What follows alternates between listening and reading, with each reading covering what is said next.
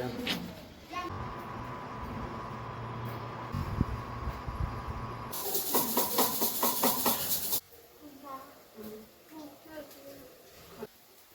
थोड़ी सी है ना तो कुछ।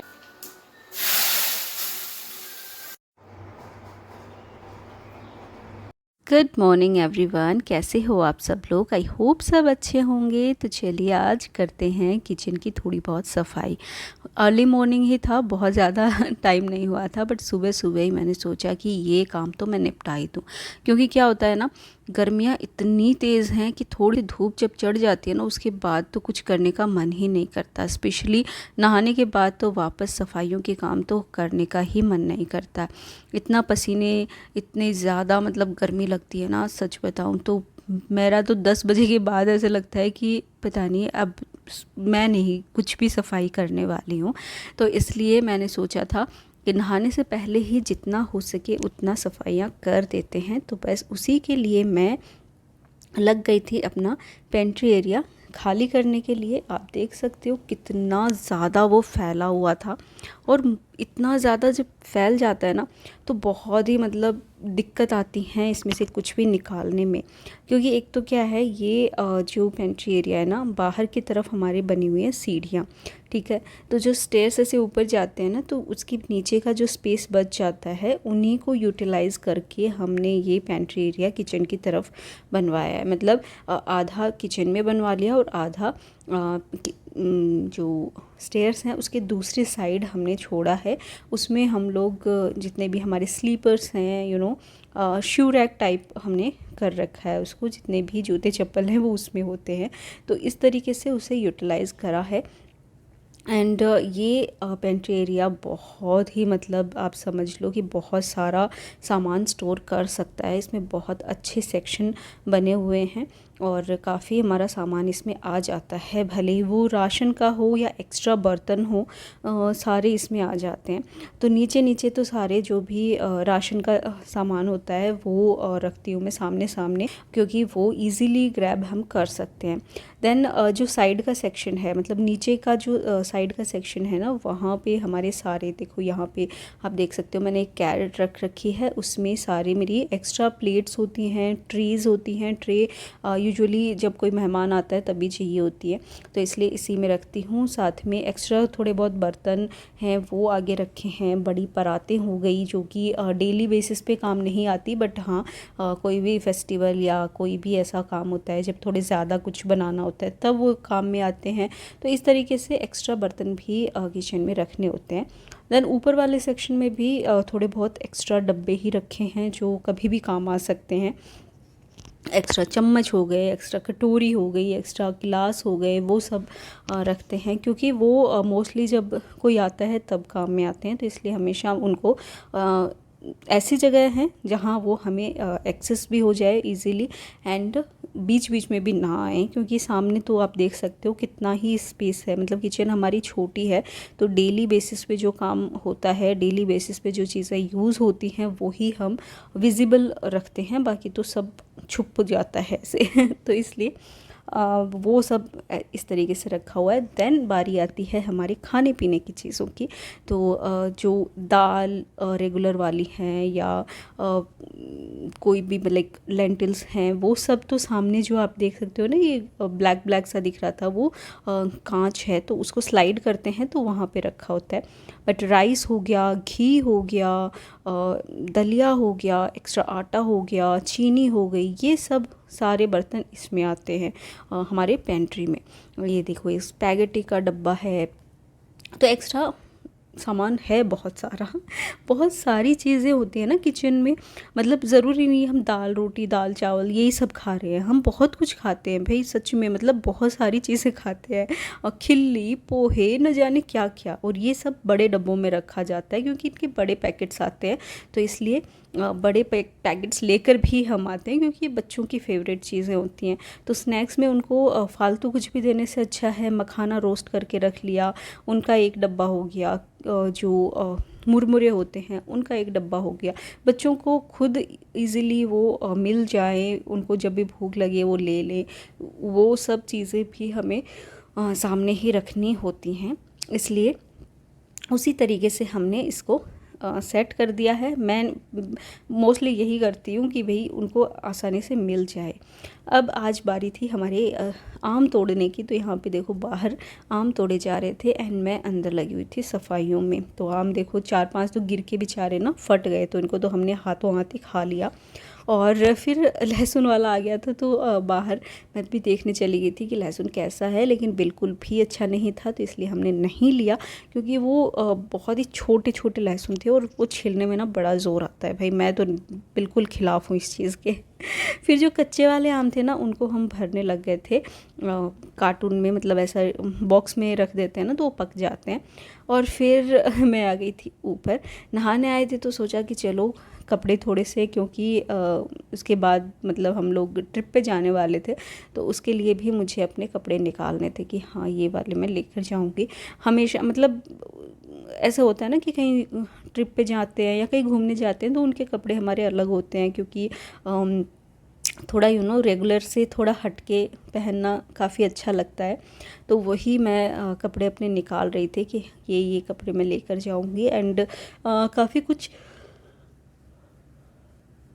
नए भी मैं लेकर आई थी, और आप देख सकते हो यहाँ पे सारे मतलब सॉक्स तक मैंने अलग से रख रखे हैं। और ये सारे यूजुअली मैं घर पर या डेली बेसिस पे काम में नहीं लेती हूँ, घूमने के कपड़े मेरे अलग ही होते हैं। और ये भी देखो पूरा सेट मेरा नया है, और इसमें से सिर्फ मैं एक टी शर्ट पहन पाई थी और एक अनवी ने यूज़ करा था, बाकी तो कपड़े मेरे पहने भी नहीं गए। मतलब 5 दिन का ट्रिप था हमारा, 5 या 6 दिन का, उसमें इतने कपड़े हो गए थे कि 4-5 कपड़े तो मेरे वापस ही आए थे, बेचारे यूज़ भी नहीं हुए। पता नहीं मतलब समझ में नहीं आया क्या कितने कपड़े मैं ले गई थी। और बस फिर नीचे आ गई नहाकर। तो अब पदेव का जो टिफ़िन है वो बनाना था, तो इसलिए फटाफट से मैंने यहाँ पे राइस जो हैं अच्छे से छान दिए एंड इनको भी भिगो दूँगी। और तब तक तैयारी कर लूँगी मैं कढ़ी बनाने की, क्योंकि आज कढ़ी और चावल खाने का मन था, तो इजीली बन जाए वो काम ना बड़ा ही आसान लगता है मुझे। और आज पतिदेव ने भी बोल दिया था कि वो राइस ही खा लेंगे, क्योंकि उनको बिल्कुल एकदम होता नहीं है कि सिर्फ राइस से हो जाए, उनको रोटी भी चाहिए होती है। हम लोगों को नहीं चाहिए, मतलब मैं और मेरे बच्चे वो खुश हैं, चावल कढ़ी, चावल राजमा, चावल छोले जो भी दे दो, दही चावल दे दो, उसमें भी खुश हैं। बट बाकी सबको रोटी चाहिए होती है, इसलिए पहले पूछ लिया था मैंने उनको कि क्या आपको रोटी चाहिए, तो उन्होंने बोला नहीं मैं एक दिन एडजस्ट कर लूँगा। और यहाँ पे आप देख सकते हो जो चावल का पानी है ना, चावल हुआ दाल हुआ जो भी वॉश करती हूँ ना, उसका पानी मैं यहाँ पे हमारे खाद वाले डब्बे में डाल देती हूँ। इसमें हमारी खाद बनती रहती है पौधों के लिए। भाई पौधों का ध्यान रखना भी उतना ही ज़रूरी है, उनको भी खाना खिलाना बहुत ज़रूरी है। उसी से आपके जो पौधे हैं ना एकदम खिल उठते हैं, एकदम अच्छे अच्छे से बनते हैं। तो बस एक तरफ हमारी पकोड़े की तैयारी हो रही है और दूसरी तरफ कढ़ी की। तो आप देख सकते हो दोनों में ही मसाले जो हैं वो ऐड करे जा रहे हैं, नमक डाला जा रहा है, और बस अच्छे से ना फिर बनाएंगे सॉफ्ट पकोड़े। और सॉफ्ट पकोड़े बनाने के लिए ना उसमें थोड़ा सा डाल देती हूँ मैं ये बेकिंग सोडा। इससे जो पकोड़े हैं ना काफ़ी मतलब एकदम सॉफ्ट बनते हैं।